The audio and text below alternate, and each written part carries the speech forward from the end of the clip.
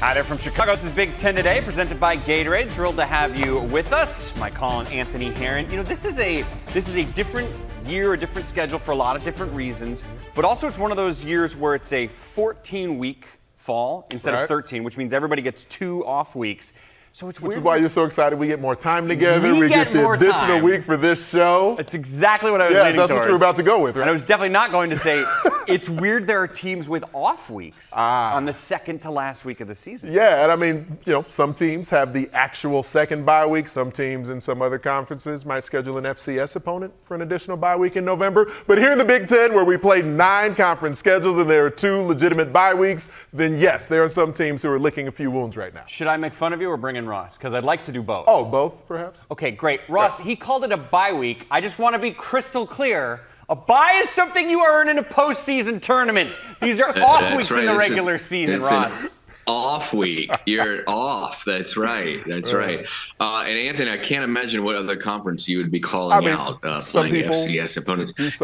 It wouldn't be the one this week that's playing UTEP, UMass, La Tech, and Wofford, or the one last week that played Murray State, UL Monroe, New Mexico State, and Mercer, would it? I mean, different strokes for different folks, Ross. You know, some people like to schedule conference games in November. Some people like to have time away. It's a grind. Just ask them. Every week's a grind. Anyway, it's time for the big story now. And this week's big story is the Big Ten title race, which has been a grind. It continues to be a battle between 4 teams. Undefeated Oregon and Indiana, as well as 1-loss Ohio State and Penn State, each with reasons to feel great about their chances, each with lingering concerns. The Ducks are off this week. The Hoosiers and Buckeyes play each other, and the Nittany Lions have a sneaky game on the road against a potentially dangerous Minnesota team. But let's start off with the team up at top. Oregon had a legit scare last week, Ross, just like the first 2 weeks of the season when they had legit scares. But they got the win. Now they're one of those teams that has an off week after playing what is pretty rare, Ross, 8 consecutive weeks of a conference opponent. Well, you mentioned it, right? It is odd, right, for teams to be off the week before the regular season finale. But this comes at a great time, for Oregon. 8 straight weeks in a kind of grinding, grueling matchup that we saw unfold at Camp Randall against Wisconsin. Had to come back from a touchdown deficit in the second half and win that one in kind of a way that we haven't seen them win a game this year. Really, it was such a tight game. They've won so many blowouts, and also it was such a low-scoring game. We haven't kind of seen that from Oregon, so they proved again, right, that they can win in maybe a variety of ways, and there's a reason. They're kind of the unquestioned number 1 team in the country, but a big one coming up, right? They've got this week off, of course, but and Washington does too, I believe, and they meet next week in that long-time rivalry game. I was there last October when they played in Seattle, and it was an incredible game, an incredible atmosphere. These schools hate each other. These programs and these fan bases really, really hate each other. And the Huskies have a chance to maybe not ruin a season, because in the expanded playoff, Oregon is probably in no matter what, but certainly diminish some hopes that the Ducks would get the number 1 seed and into the Big Ten championship game. So a lot riding on this one. Should be a fun one in Eugene. Well, certainly a chance for the Dogs to maybe dampen things a bit for the Ducks as they try to close out the regular season. And it was interesting, even getting to talk to Jedd Fisch before the season, you know, stepping into his first time leading Washington. He said he was shocked. He was caught off guard by how much Washington fans talked about the game against Oregon and that rivalry, the passion that's there. So there's a lot for the Ducks to be able to prepare for, both physically, mentally, emotionally. And it's good for them that personnel will have an opportunity to get themselves prepared as well. You know, some of the travails of the offensive line, some moving pieces there. But we've seen what an engine Jordan James has been for them on the offensive side of the football. And so every time seemingly that they need someone to be able to make a play on offense, they know they can count on him, even if it's not a chunk play, but just the energy giver that he has been for them throughout the season with his style of play. sort of an appropriate amount of disdain that he has for tacklers, anyone who, you know, would dare to come and try to take him down when he's got the football in his hands. He seems to just be upset about that when they're on the field with him. And you love that from a running back because that's the temperament you want someone running the rock with. And then, of course, Dylan Gabriel as the quarterback, as the signal caller. And, you know, not necessarily a Heisman moment, a Heisman drive at the end against Wisconsin, but on a fourth down, after jump around, you know, he's able to move the pocket, have this little flick of the wrist with the left hand, get it to Terrence Ferguson. So they've had key and critical moments that will serve them well, not only down the stretch, but in the postseason play. They're 11-0 right now, only the second time in the history of their program they've been 11-0.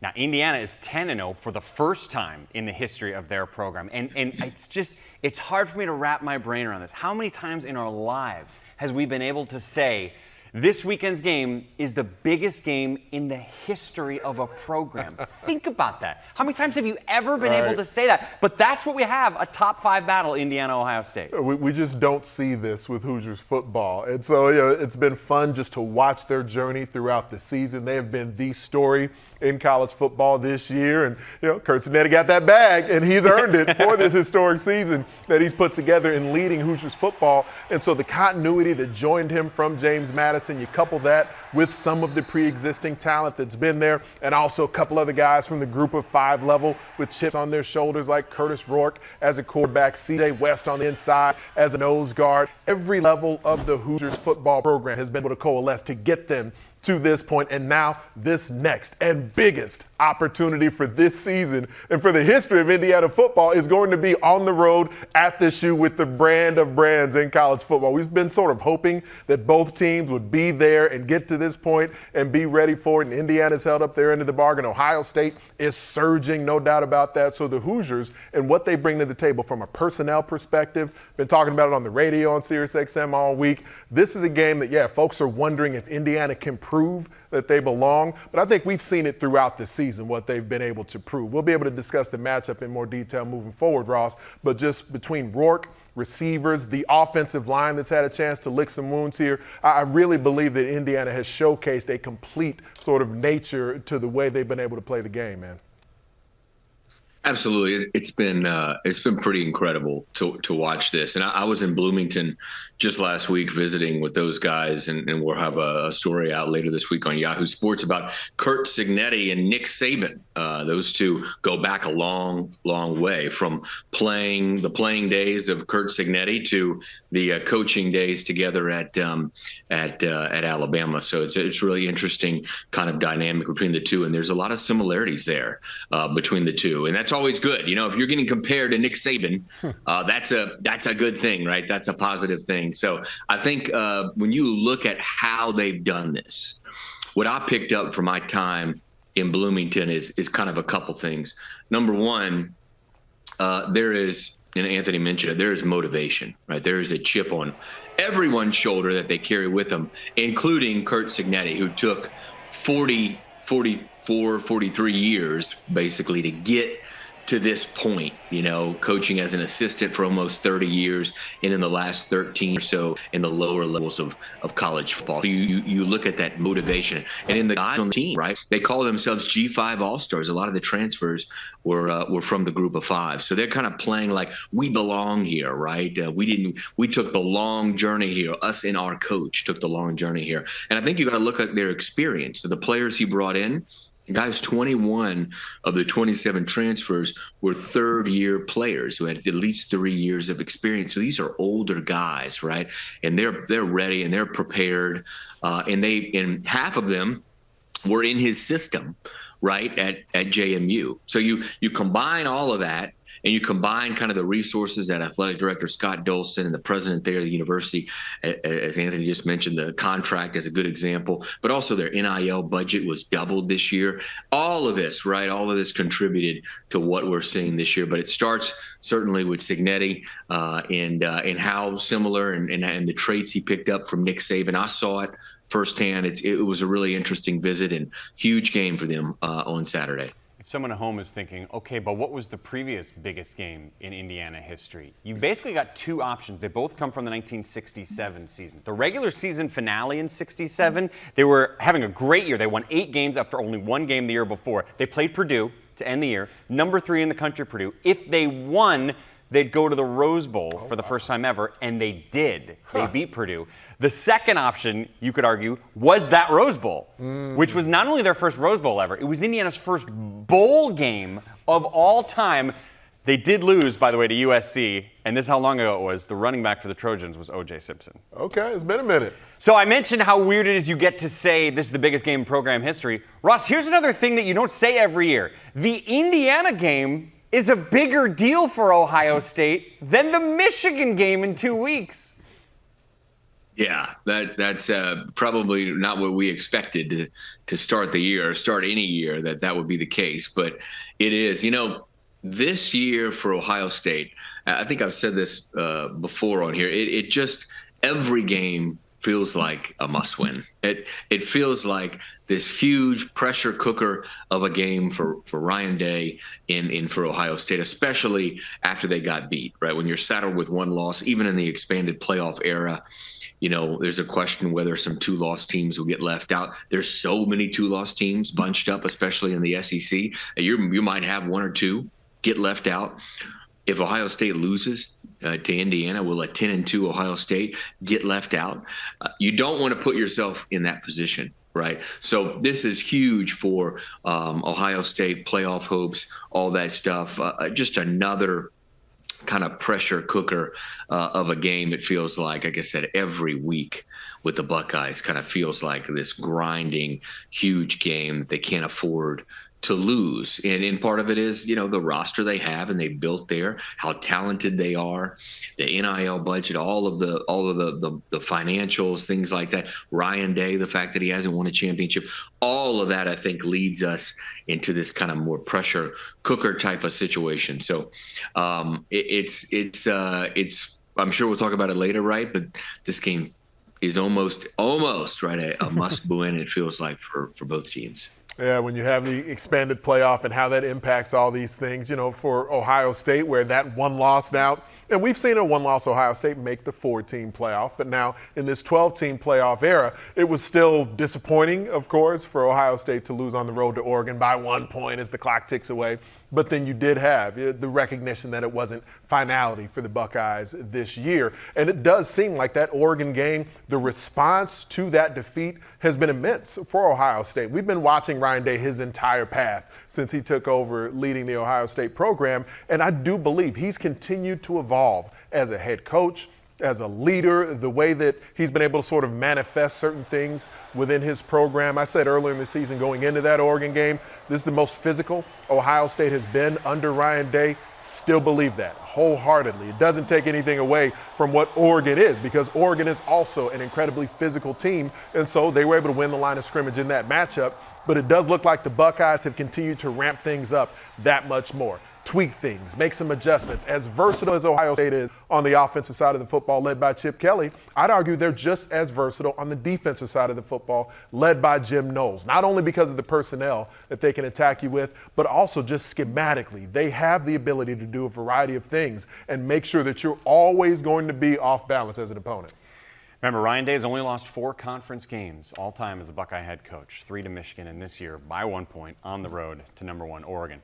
Real quick, the matchup that isn't getting nearly as much attention as Indiana Ohio State, but could be really sneaky, is Penn State having to deal with Minnesota. I love what Minnesota's been doing this season, but it feels to me like Penn State is getting a little bit undersold nationally, because we've seen them in recent years where they haven't been able to take down Ohio State, they haven't been able to take down Michigan, and this is another season where they came up short against the Buckeyes. But kind of the main case that's been against Penn State this season, aside from kind of the last few years not winning those games, is where they're at wide receiver. And I get it. I agree. They're not amongst the most elite in the country at wideout, but they got Trey Wallace and some others who catch the football at a really high level. They've got one of the best quarterbacks in America, oh, by the way, in Drew Aller. And Bo Pribula is a playmaker for them off the bench at QB. But then when it comes down to it, who is one of the most explosive playmakers, not only in this conference, but in the entire country?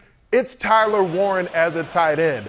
There's only one player in the conference that has more 20-plus yard plays than Tyler Warren. That's Caleb Johnson as a running back. at Iowa. So when you're looking for someone to put the ball in the end zone as a pass catcher, as a runner, sometimes as a pass thrower from all different positions on the field, it's Tyler Warren. So if he didn't play tight end, if he was wide receiver doing exactly what he's doing so far for Penn State, I don't think there'd be the same concerns for Penn State's passing attack. But because it's a tight end who's showing this combustibility and versatility, folks look at it a bit askew. But I think that Penn State's defense is obviously fantastic, and they've got one of the great playmakers in the country, Ross. So yes, just like James Franklin pointed out after the Ohio State game, they are still in this thing, in this new version of college football. Oh yeah, every time Penn State takes the field, you wonder what Tyler Warren's going to do, right? Where he's going to line up. It's really exciting. It's really incredible. I'm sure he'll at the season's end, collect quite a bit of awards. But obviously they want the big award, and I think they're playing well enough defensively. You would think not to just win out, complete this sweep, and go 11-1 and get into the playoff, but perhaps. We've talked about it before, get a high enough seed, 5 through 8 seed, to host a playoff game. And they're playing well enough defensively that I think they could win a playoff game and, hey, then get matched up with one of those top 4 seeds. And a couple of those top 4 seeds, right, from the ACC and Big 12, they're teams that Penn State can beat. So there's still hope in this season, I think, for the Nittany Lions, especially what we've seen from Tyler Warren, Drew Aller in how they've played overall defensively. I do still think Minnesota has potential to pull off an upset, but to both of your points, Penn State's been playing great ever since that Ohio State loss. And it's not like they lost to Ohio State by 35 points or anything. That was a ball game till the very end. Lots more football coming. Right into the bracket, we start with the top overall seed. No surprise here, it belongs to Ohio State.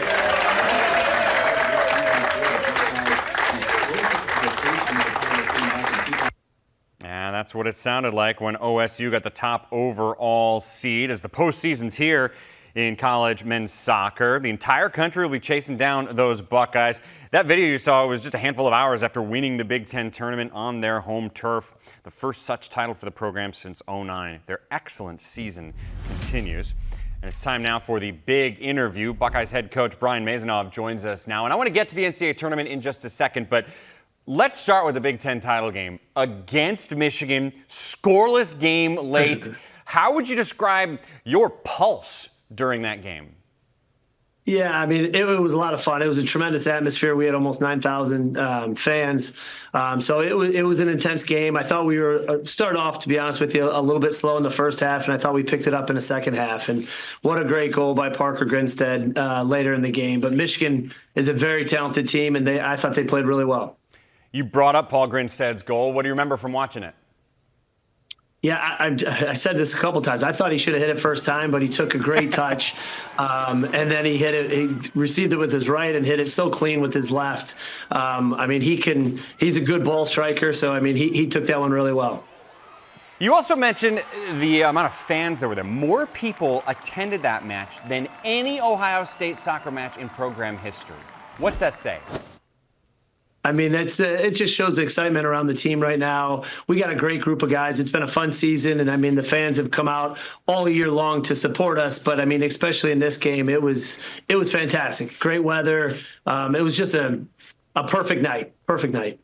You also won the Big Ten regular season title. This is clearly a great season for you guys already. Work still to come. I'm not saying that, but give me an idea when during the season, or maybe even before the season, you realized this year had a chance to be this special. Yeah, we knew we had a special group coming into preseason. Last year we were riddled with injuries. We got everybody back, and this season we've been healthy and scoring goals. And we knew we had a special group going into the season.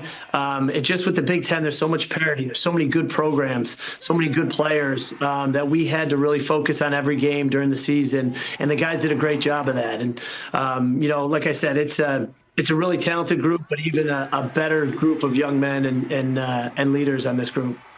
And you know these guys so well. An outsider would look at the fact you won 6 games last year and 14 this year and goes, yeah, it's definitely injuries the difference. But there's got to be something else. What else is different about this year's team? Yeah, I mean, injuries definitely played a part last year, and to get everybody healthy was fantastic. But I mean, it's just such a tight group.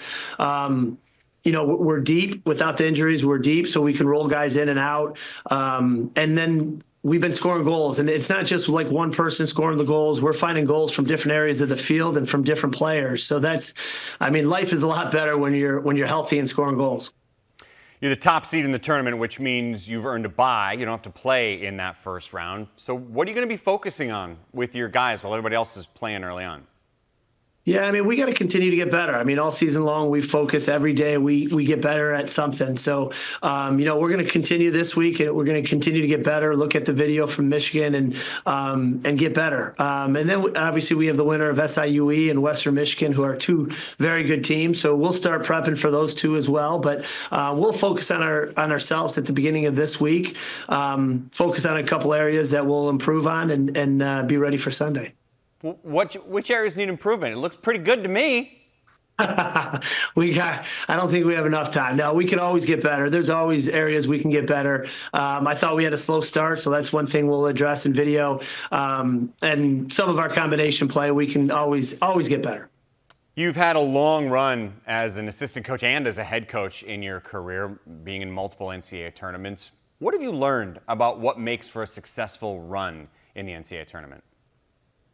I mean, you got to be locked in the moment. I mean, it's win in advance, you lose and you go home. So we want to really focus on the win in advance, but we really got to pay attention to every moment during the game. You play every play. We've talked about what we call the what ifs, that, even though there's only a small percentage that it might happen, you still have to track that runner. You still have to cover back post. You can't take anything for granted because you got 90 minutes to get it done. And if you don't, then your season's done. So I think really living in the moment and playing every play is so important to a good tournament run. Talk to me about goalkeeping. What have you gotten from Max in recent games? Oh, he's been fantastic. I think his positioning's been great. He's very good at just his presence in the back and just how his game management has been very good with the ball at his feet and in his hands. But and he's also made a couple really big saves. I thought against Washington in the semifinals, I thought he was fantastic. Kept us in the game with a couple big saves early, and then his leadership from the back. Like I said, he managed it so well, and it gives everybody confidence when your keeper's playing well and confident. It gives everybody through the team confidence as well. Before I let you go, Brian, you have so much history in Columbus with your time with the Buckeyes, with your time with the Crew.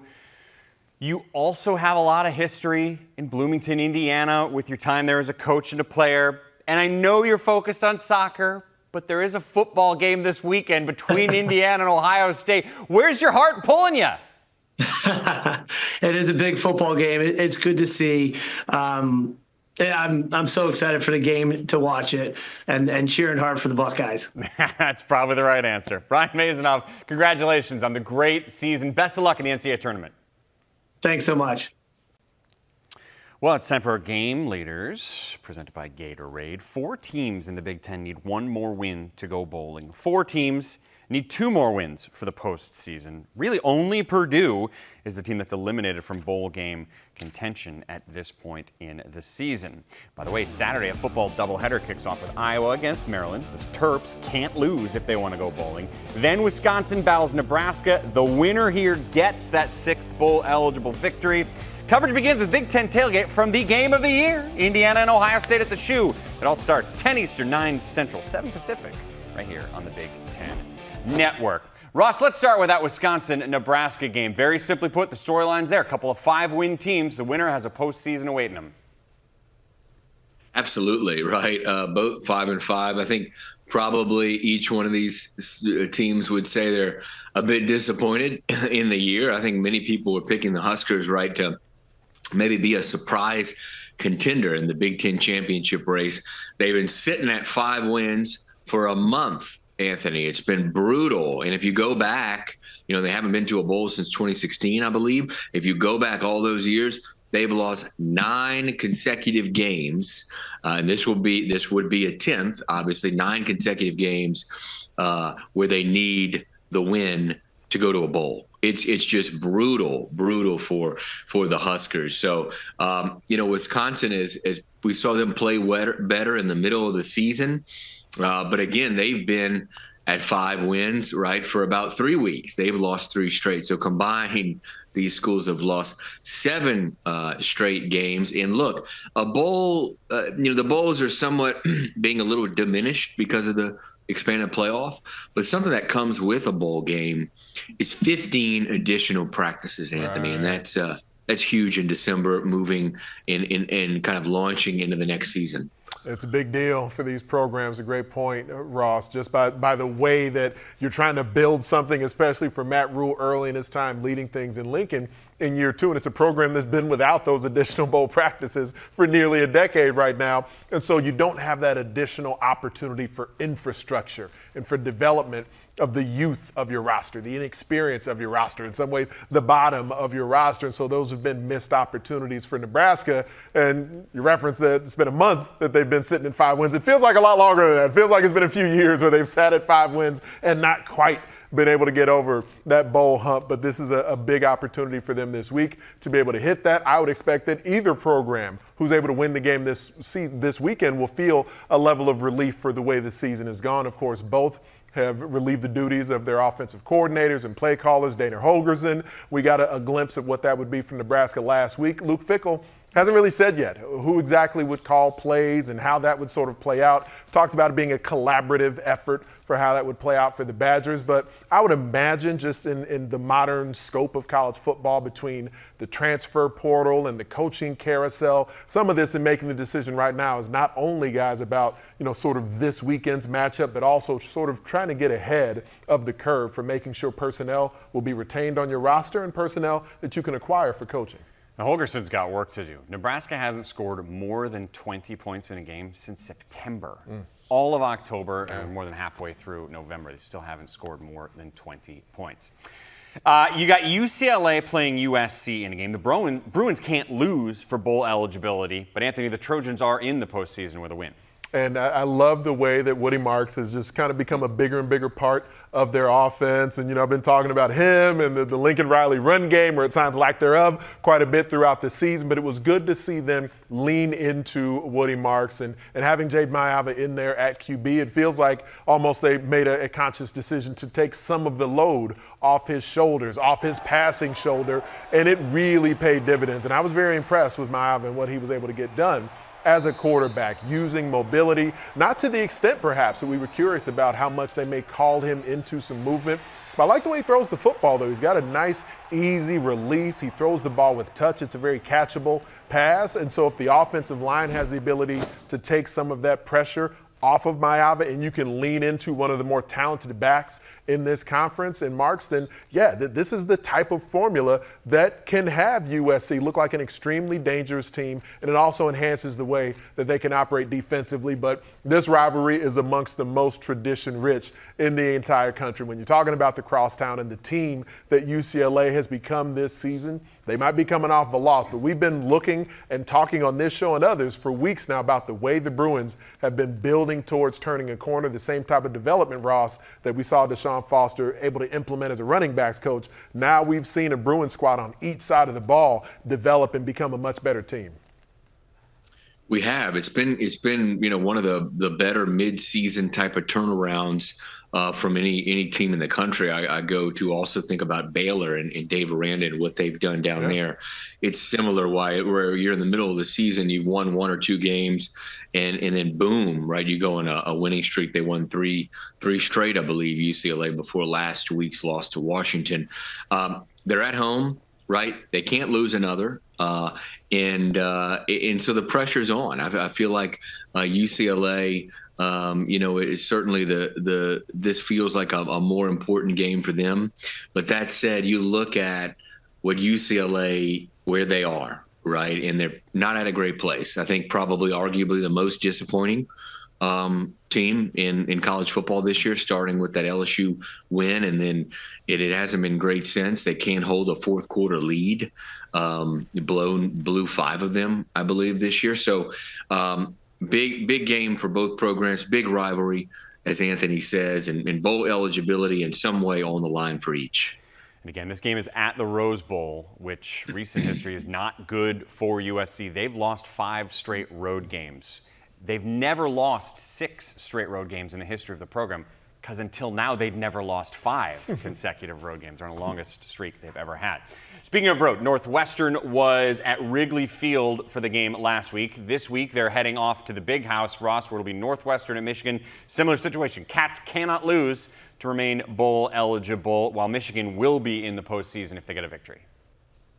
By the way, what a phenomenal setting. The aerial shots of last week's game at Wrigley were incredible. What a cool little scene. And we'll have another one this weekend at Yankee Stadium, right? Notre Dame and Army meet at Yankee Stadium. So a lot of fun there. Who would have thunk, Anthony, Michigan, right, a year after winning it all, winning the national title, would be fighting for bowl eligibility right here 10 games in. But here they are at 5-5. And the struggle has been real, and the struggle has been ugly on offense, right? They have scored more than 17 points once, I think, in the last 5 games.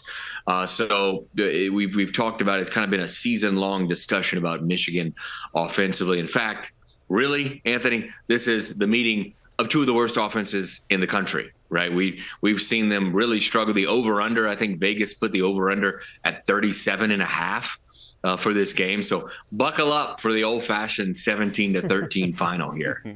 Yeah, right. It certainly got the makings of something like that. From Northwestern's perspective, having Bryce Kurtz back in the lineup, you saw at least a difference that he can make, where the Wildcats were able to sustain some drives against that fantastic Ohio State defense. Then they'd set themselves back, whether it was with a penalty or, at times with snapping the football off their backside or over the head. So, I mean, there were some of those things that were just self-inflicted wounds, but when they were just able to kind of stay in sequence and stay on schedule, they were able to execute some pass game, some run game. So there are, when David Braun is looking at that film, signs of growth for the Wildcats, but they just haven't sustained it consistently. And sometimes it's been not making plays in critical moments, and sometimes it's just been unforced errors that you really got to get past, for an inexperienced offense. And that's where having Bryce Kurtz back in the lineup can certainly continue to make a difference for them. From Michigan's perspective, they're coming off of what I felt to be one of their better games of the season. Yes, it ended in a loss against Indiana, but there was efficiency and more consistency the way Davis Warren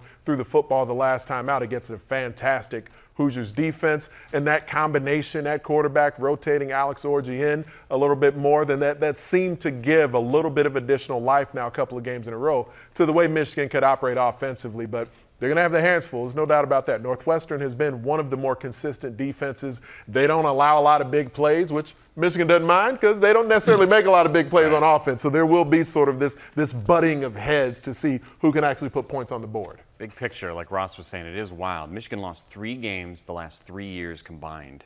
If they lose this game, they'll have 6 losses in this one season alone, with still another week to go against Ohio State for Michigan. Well, and it's been this season that no one could have seen coming, but the two of you have covered football your whole lives. Ross, if Indiana beats Ohio State on the road and improves to 11-0, what will that do to your football brain? The emoji of the head exploding, the little emoji with the head and the brains exploding, that's what would happen, right? To most of us, it would be pretty monumental. Think about this. This is Ohio State's this is Ohio State's involvement in 3 top 5 matchups this season. 3 top 5 matchups for Ohio State. This is the first top 5 matchup for Indiana in school history. It's remarkable. You've got basically major college football's historical winner against major college football's historical loser. And I talked about it last week, but earlier today, and I visited last week Bloomington, and the excitement there is probably for football never what it's been. It's been incredible to see the excitement among people there. But Curt Cignetti in this group, as they talked about there, right, the transfers that he brought in, they're just kind of like, yeah, we thought this might happen. Like, really? Like, and apparently Curt Cignetti's wife told a story recently that Curt, before he even accepted the Indiana job, he looked at the schedule and told his wife, we could be 10-0. We could really be 10-0. And boom, here they are. It's really remarkable what's happened. 3 winning seasons in 30 years for Indiana. To be where they are now is just incredible. It's pretty fantastic. There's no doubt. And the soothsayer that is Curt Cignetti, that legend will continue to grow as well because he spoke with such confidence when he first took this thing over. And on the field against Ohio State, the line of scrimmage matchup is where my eyes will be trained because, the Michigan defensive front, a combination of power and athleticism, mobility and tenacity. Ohio State brings a similar ability to the table here with size. Tyleik Williams has been back in the lineup. Edric Houston on the interior has been a guy who's emerged for them as a freshman. We know about the edges with JT Tuimoloau and Jack Sawyer. They can run at linebacker. They can cover in the secondary in a way that Michigan really doesn't, though. So this will certainly be the best defense that Indiana's offense has faced so far this season. You can do a lot schematically, but in the end, it's going to come down to who's making plays out there on the field. Indiana's defense will be one of the best that Ohio State's offense has faced this season as well. This, to me, it wouldn't shock me one bit if this is a lower-scoring game that gets tight into the fourth quarter. 98th meeting all time between these two. Indiana's won 12. But remember this, Hoosier fans. Of the 12 wins you have over Ohio State, 10 of them came at the Shoe. And this game is at the Shoe as well. Okay. It's a huge day. You heard Urban say Big Noon is going to be there. Tailgate will be there as well. The game will eventually be on Fox. It's only the 4th time these two have met while both ranked. Indiana looking for their first win against them since 1988. First top 5 win since 1967. We got 90 minutes of pregame fun from the Shoe coming your way, 10 Eastern, 9 Central on the Big Ten Network. All right, so this is what the bracket looked like. Based on current rankings, this is going to change because BYU lost. Tennessee lost. 3 other top 20 teams, by the way, lost this past weekend. Now, the thing is, none of that may actually affect Big Ten teams tonight, Ross, when the new rankings come out, because the Big Ten teams are all ranked higher than all those teams that lost this past weekend. Yeah, not a lot of shakeups for the Big Ten, right? You should have Oregon, Ohio State still top the rankings. Oregon with the 1 seed, Ohio State with the 5 seed, and then you'll have the pecking order of Penn State and Indiana probably at 6 and 7 or 6 and 8 or something like that. Indiana might still be around 8 or 9, but they have a chance, right, against Ohio State to improve that projected seeding. So not a lot of shakeup in the Big Ten, but yeah, everywhere else it is crazy. I mean, the SEC right now has 5 2-loss teams, right? And not all of them played each other. And the ones that did play each other, guess what? They beat one another, right? So you have Alabama beat Georgia, but Georgia beat Texas, and Ole Miss beat Georgia, but Georgia beat Tennessee. I mean, it's a mess in that league to kind of lay out a pecking order for the SEC. It's wild. And the way that the Big Ten's top 4 teams have just continued to sustain such excellence throughout the year, by comparison, it does feel like that's a big benefit, an advantage to the Big Ten, if you will, to have those 4 squads and as good as they are, undefeated, a couple of them, 1 loss with a couple of the other ones. So, I mean, tonight's rankings will be just another excellent showcase of how deep this conference is. Next week's rankings will be really fascinating because where do you put a 2-loss Ohio State team if they lose? Right. Where do you put a 1-loss Indiana? We'll find out 7 days from now. Thanks for watching. See you next time.